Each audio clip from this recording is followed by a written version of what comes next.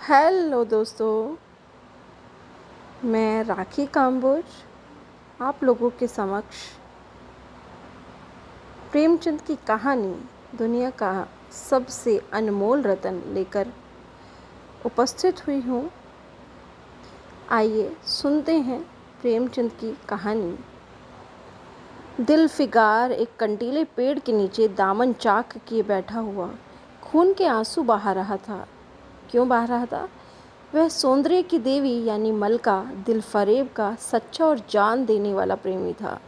उन प्रेमियों में नहीं जो इत्र फुलेल में बसकर और शानदार कपड़ों से सजकर आशिक के वेश में माशूकियत का दम भरते हैं, बल्कि उन सीधे साधे भोले भाले फिदाइयों में जो जंगल और पहाड़ों से सर टकराते हैं और फरियाद मचाते फिरते हैं।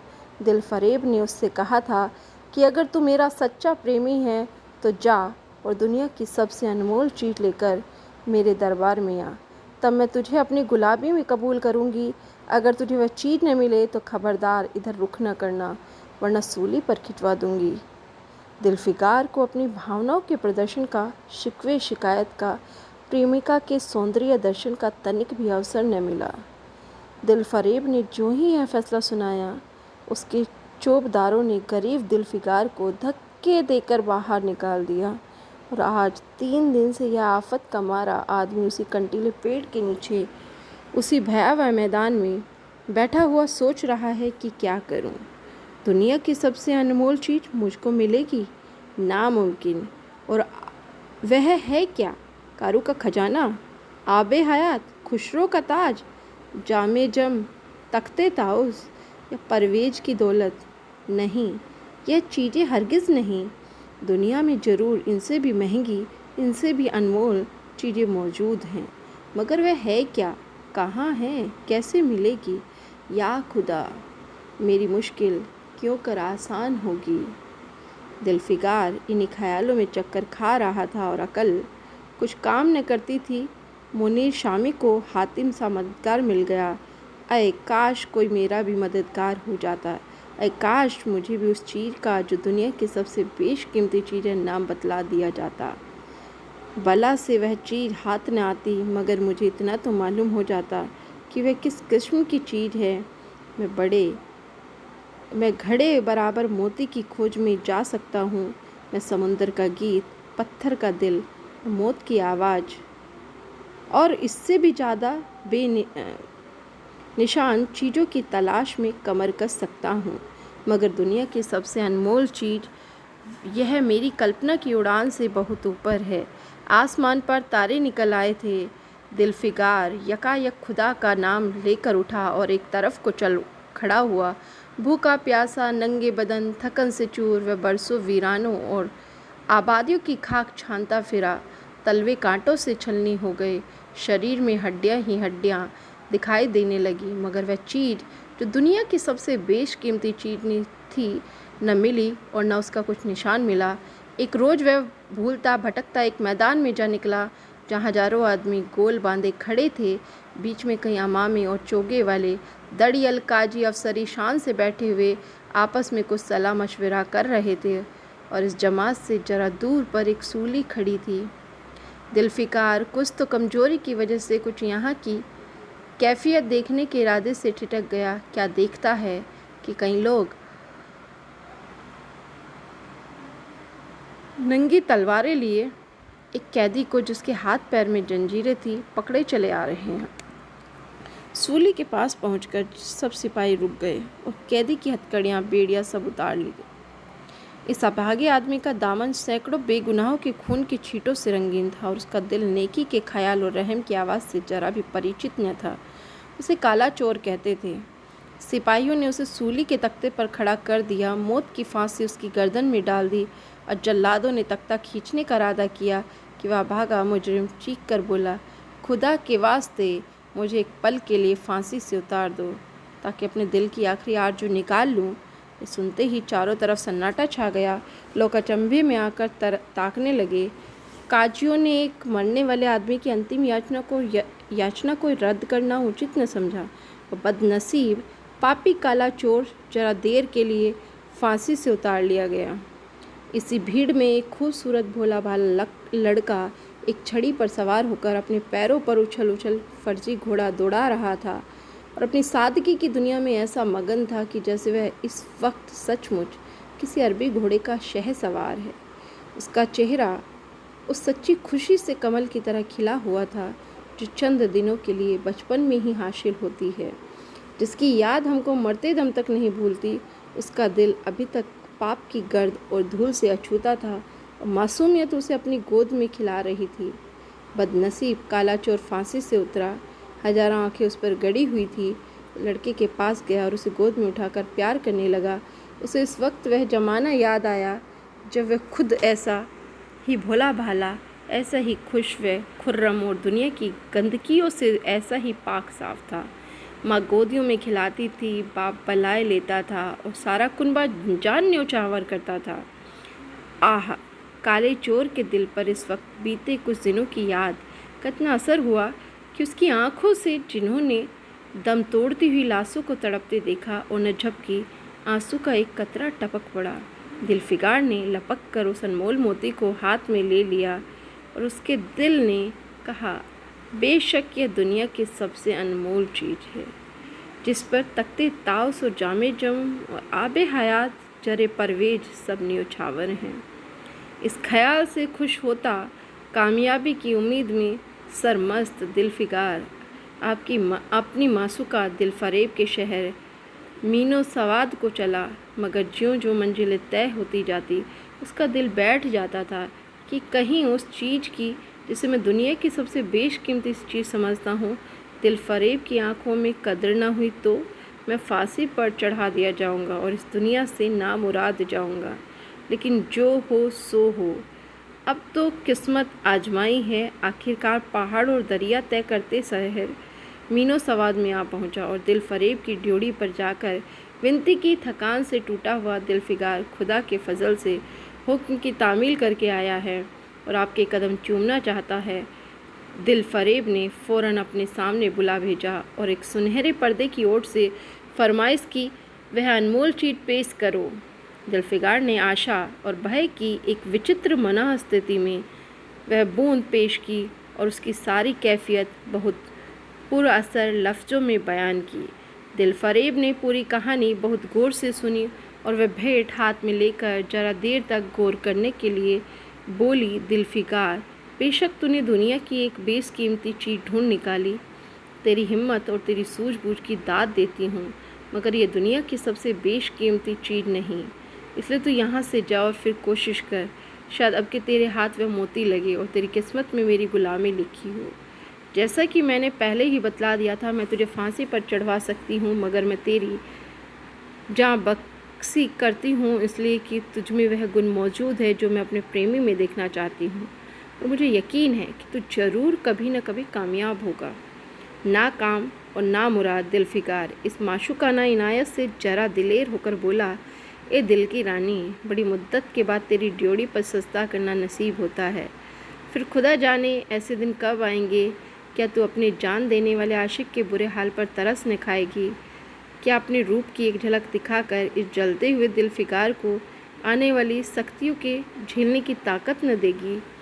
तेरी एक मस्त निगाह के नशे से चूर होकर मैं वह कर सकता हूँ जो आज तक किसी से न बन पड़ा हो। दिलफरेब आशिक की यह चाव भरी बातें सुनकर गुस्सा हो गई और हुक्म दिया कि इस दीवाने को खड़े खड़े दरबार से निकाल दो। चौबदार ने फ़ौरन गरीब दिलफिगार को धक्के देकर यार के कूचे से बाहर निकाल दिया। कुछ देर तक तो दिलफिगार अपनी निष्ठुर प्रेमिका की इस कठोरता पर आंसू बहाता रहा और सोचने लगा कि कहाँ जाऊँ। मुद्दतों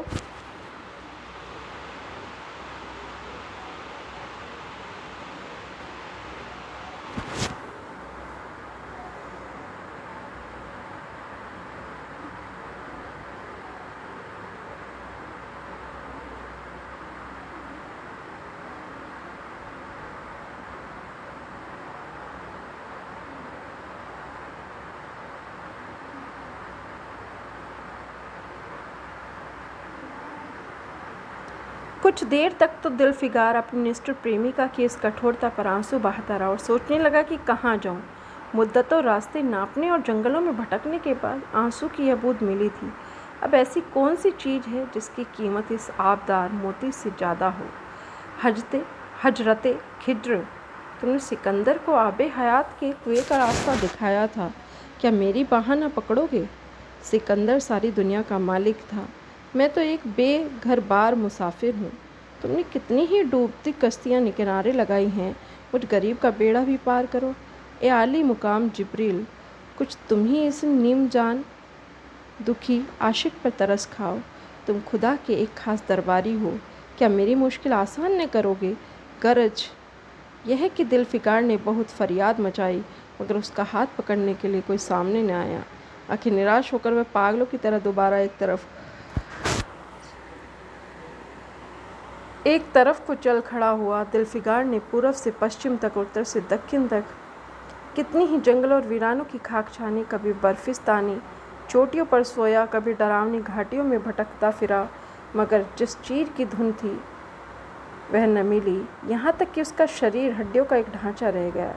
एक रोज़ वह शाम के वक्त किसी नदी के किनारे खस्ता हाल पड़ा हुआ था। बेखुदी की नशे से चौंका तो क्या देखता कि चंदन की एक चिता बनी हुई है और उस पर एक युवती सुहाग के जोड़े पहनी श्रृंगार किए बैठी हुई है। उसकी जांघ पर उसके प्यारे पति का सर है। हजारों आदमी गोल बांधे खड़े हैं, फूलों की बरखा कर रहे हैं।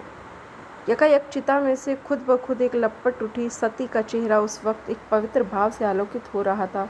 चिता की पवित्र लपट उसके गले से लिपट कर दम के दम में वह फूल सा शरीर राख हो गया। प्रेमिका ने अपने को प्रेमी पर न्यौछावर कर दिया और दो प्रेमियों के सच्चे पवित्र और अमर प्रेम की अंतिम लीला आँख से ओझल हो गई। जब सब लोग अपने घरों को लौटे तो दिलफिकार चुपके से उठा और अपने चाक दामन कुर्ते में यह राख का ढेर समेट लिया। इस मुट्ठी भर राख को दुनिया की सबसे अनमोल चीज समझता हुआ सफलता के नशे में चूर यार के कूचे की तरफ चला।